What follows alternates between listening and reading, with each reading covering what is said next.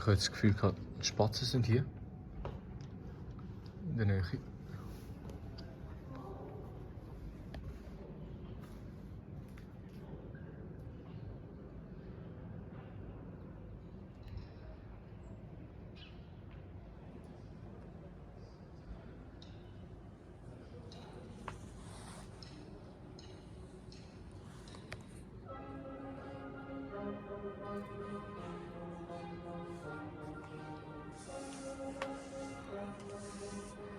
Vielleicht sehen wir sie später nochmal.